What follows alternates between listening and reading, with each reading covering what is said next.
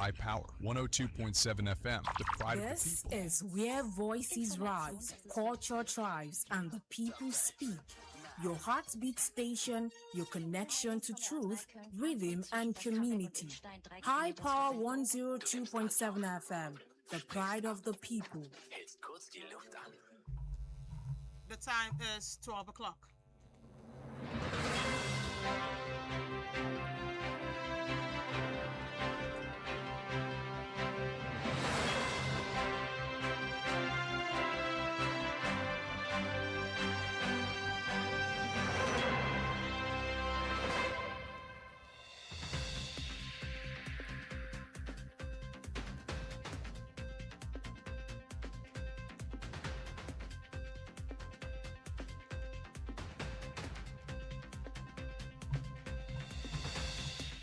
Good afternoon. Here is iPower 102.7 FM Midday News. I am Florence Ibarima. First, the headlines.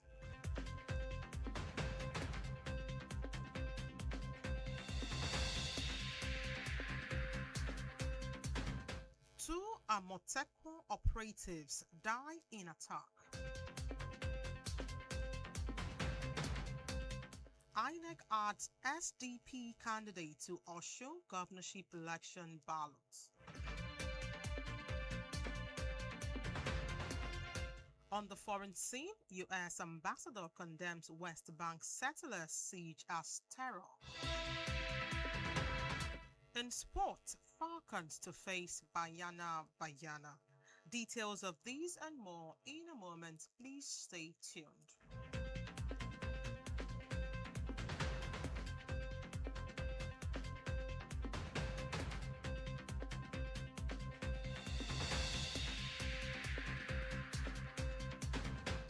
Glad to have you back. Now the news in detail, starting from Ondo State.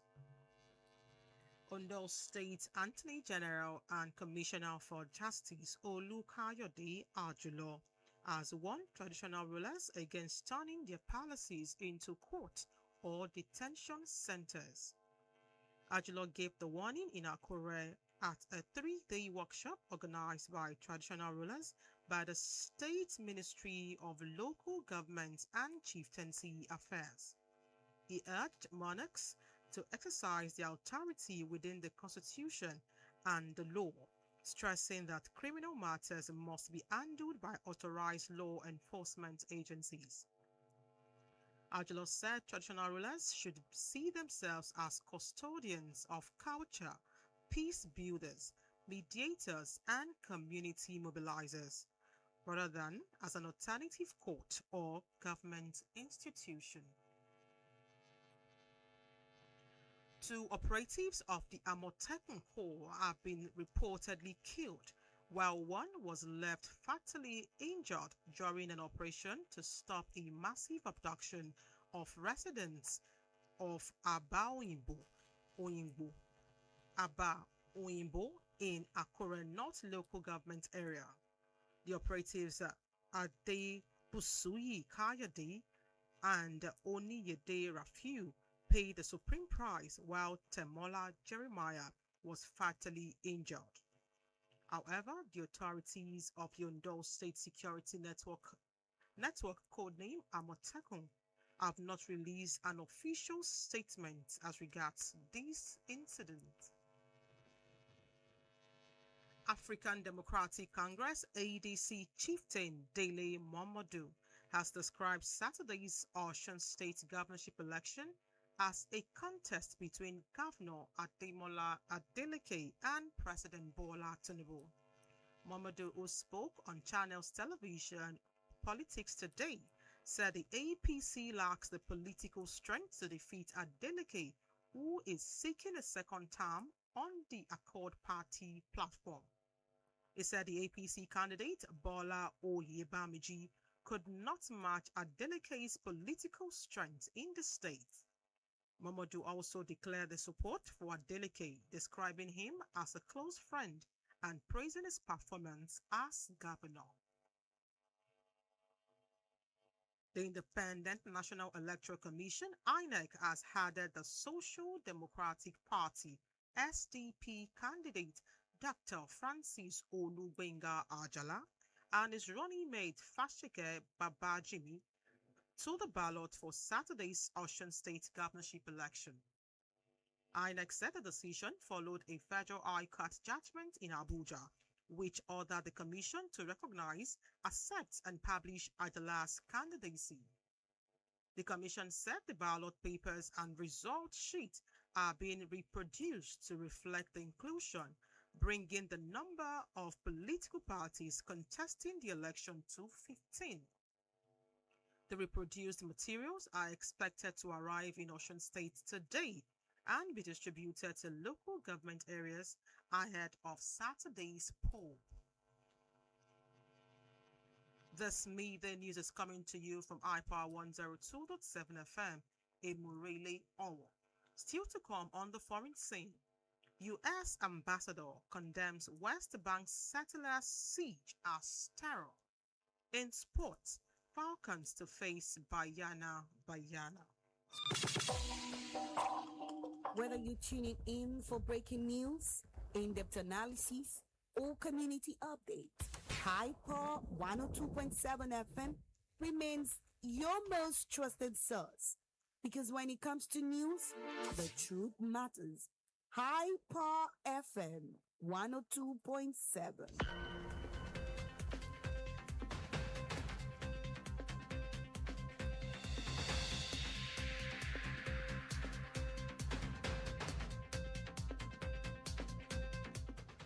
Welcome back. To be a part of our program, follow us on Facebook, Instagram, X, and TikTok at iPower1027 FM. We are also on Radio Garden. Now to the foreign scene. U.S. Ambassador to Israel Mike Huckabee has condemned a siege by Israeli settlers against Palestinians in the West Bank village of Kuras as a horrific act of terror.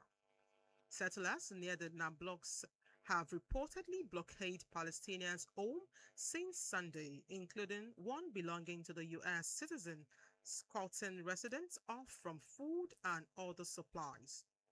Huckabee said Israeli forces intervened on Wednesday following a request from the United States, but witnesses said the settlers remained at the site. The ambassador described the action as a thuggish behavior, despite his previous support for Israeli settlement in the occupied West Bank. Still on the foreign scene, the chairperson of the African Union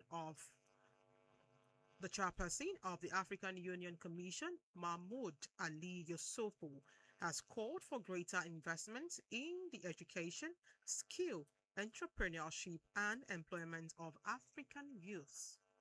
Yusufu made the call in a statement to mark International Youth Day, saying African youth are not only leaders of tomorrow, but also partners and leaders today. He stressed the need for the young people partnership between government institutions, the private sector, and the youth. The AU chairperson reaffirmed his commitment to placing youth at the center of effort to build an inclusive, peaceful, and prosperous Africa. In the sporting arena, Super Falcons of Nigeria will today face their South African counterpart in a World Cup playoff match. The outcome of the match will determine if the 10-time WAFCON champions will go to the Global Female Football Championship. Nigerian coach Justin Madugu has promised to do all that is necessary to reach the World Cup. To end the iPower 102.7 FM midday news, let us take another look at the main points.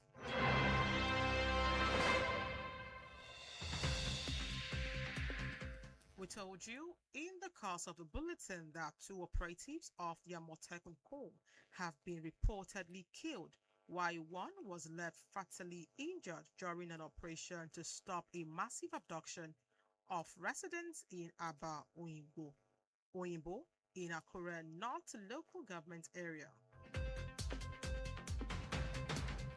We equally informed you that the Independent National Electoral Commission, INEC, has added the Social Democratic Party, SDP, candidate Dr. Francis Olubenga Ajot for Saturday's Osun State governorship election.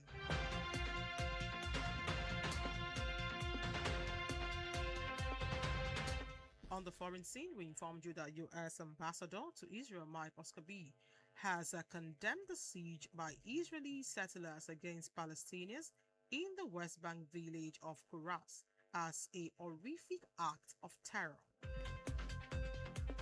And in sport, we informed you that Super Falcons of Nigeria will today face their South African counterpart in a World Cup playoff match. And that was the iPower 102.7 FM Midday News, edited by Alaba Adeyemi. I am Florence E. Barrymore. Thanks for listening. Good afternoon.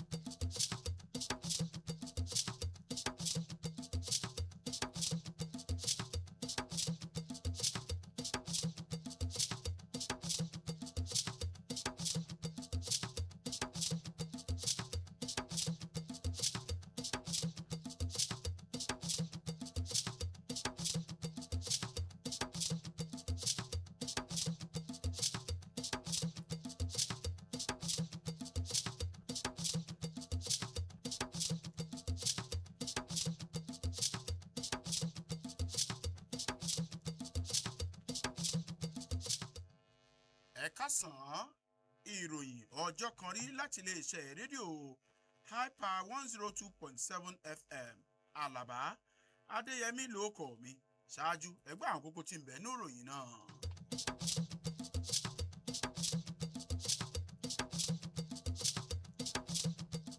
Ẹ̀ṣọ́ Àmọ̀tẹ́kùn méjì pàdánù ẹ̀mí wọn. Àjọ INEC fi orúkọ ọmọ oyè lábẹ́ àsíá ẹgbẹ́ ẹlẹ́sìn kún ìwé ìdìbò.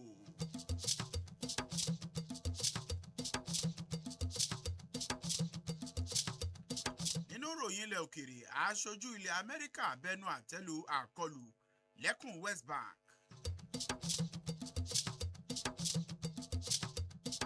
Nínú eré ìdárayá lónìí, ẹ̀kúnrẹ́rẹ́ ìròyìn ń bọ̀ láìpẹ́, ẹ má yí kúrò ńbẹ̀.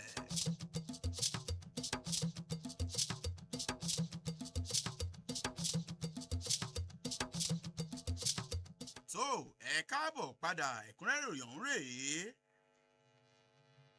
Agbèfọ́ba àgbà ní ìpínlẹ̀ Ondo àti kọmíṣánná fún ètò ìdájọ́ Olúkáyọ̀dé Àjùlọ òun ló ti jáwé akíwọ́wọ́ fáwọn lọ́balọ́ba àti lóyèlóyè wípé kí wọ́n má ṣe sọ ààfin wọn ní ìpínlẹ̀ Ondo di ilé ẹjọ́ tàbí túbú. Àjùlọ ló ṣe ìkìlọ̀ yìí níbi ìpàdé àpérò ọlọ́jọ́ mẹ́ta tí ìjọba ìpínlẹ̀ yìí ṣe fún àwọn lọ́balọ́ba àti lóyèlóyè jákèjádò ìpínlẹ̀ Ondo. Ó rọ̀ wọ́n láti lo àṣẹ àti ipò ọba wọn ní ọ̀nà tí ó bá òfin mu kí wọ́n sì ṣe ohun tó tọ́. Àjùlọ ni ó wá rọ àwọn lọ́balọ́ba láti ríra wọn gẹ́gẹ́ bí alámòjútó àṣà àti ìṣẹ̀ṣe tí kìí ṣe ẹni tí yóò máa fi ọwọ́ ọ̀la gbani lójú. Àwọn ọmọ ẹ̀ṣọ́ àmọ̀tẹ́kùn méjì ni wọ́n ti pàdánù ẹ̀mí wọn níbi ìgbìyànjú wọn láti dóòlà àwọn kan tí àwọn ajínigbé fẹ́ jí gbé ní agbègbè Aba Òyìnbó ní ìjọba ìbílẹ̀ àríwá Àkúrẹ́ ní ìpínlẹ̀ Oǹdó. Àwọn ẹ̀ṣọ́ ọ̀hún Adébùsúyì Káyọ̀dé àti Oníyìdé Rafiu ó ní wọ́n sọ ẹ̀mí wọn nù tí ẹlòmíì nínú wọn Tẹ̀mọ́lá Jèrèmáyà sì fi ara pa yánnayànna. Ẹ̀wẹ̀ títí di àkókò tí à ń kó ìròyìn jọ, àjọ Àmọ̀tẹ́kùn ìpínlẹ̀ Oǹdó kò tí ì fi ọ̀rọ̀ léde lórí ikú àwọn ẹ̀ṣọ́ wọn wọ̀nyí.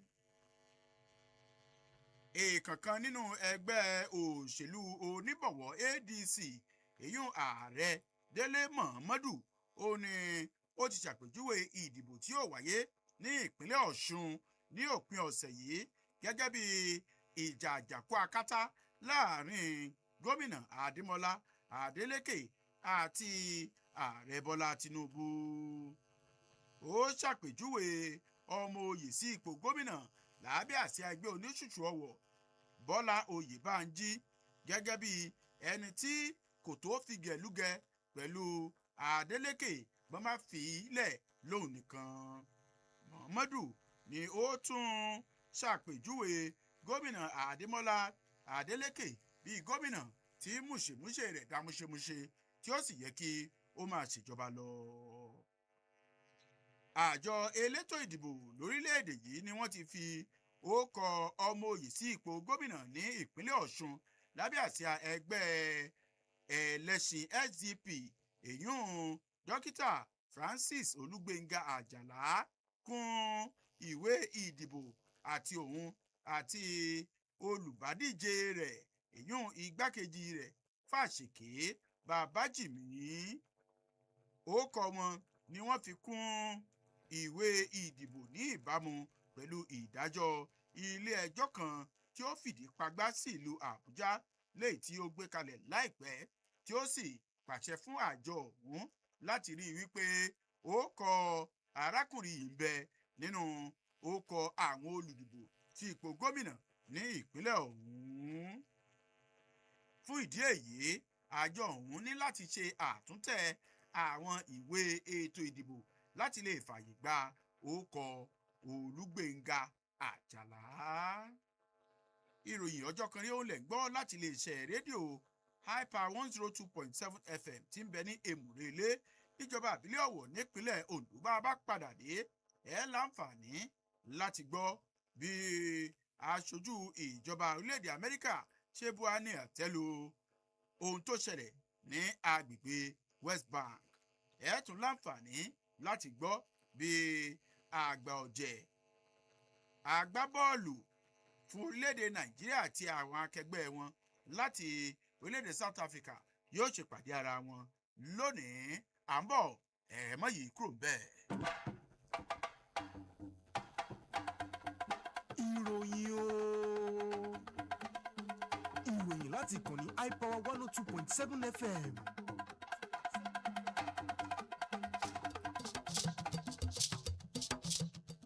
So ẹ káàbọ̀ padà láti máa tẹ̀lé wa lórí àwọn ìtàkùn ìbádọ́rẹ̀ẹ́ àti láti máa gbọ́ wa ketekete jákèjádò àgbáyé. Ẹ lọ máa tẹ̀lé wa lórí àwọn ìtàkùn ìbádọ́rẹ̀ẹ́ bíi Facebook, Instagram, X àti TikTok pẹ̀lú àdírẹ́sì @hyper1027 FM.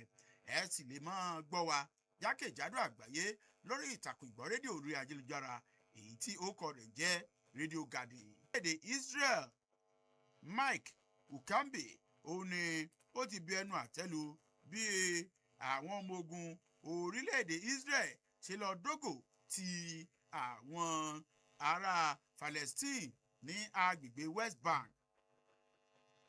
Àwọn èèyàn wọ̀nyí ni wọ́n dìkákádìkúkú ogun lọ dúró ti àwọn ará Palestine láti ọjọ́ ọ̀sẹ̀ yìí tí olóko lè róko tí olódò kò sì lè rodò.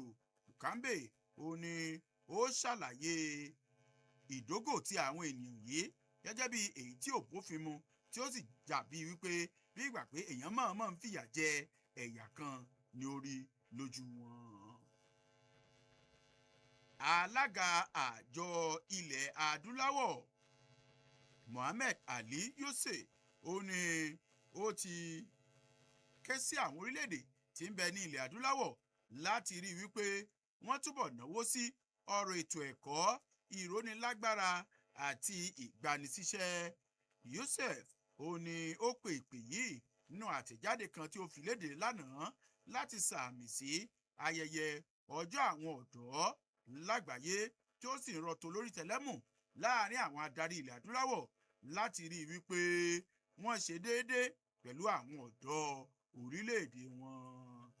Alága ọ̀hún ó ní ó tún wá tẹ̀pẹ̀lẹ̀ mọ́ àṣetán ìjọba rẹ̀ nínú ẹgbẹ́ àjọ àwọn orílẹ̀-èdè tí ń bẹ nílẹ̀ adúláwọ̀ láti tàlẹ̀tìlẹ́yìn tó yẹ fún àwọn ọ̀dọ́.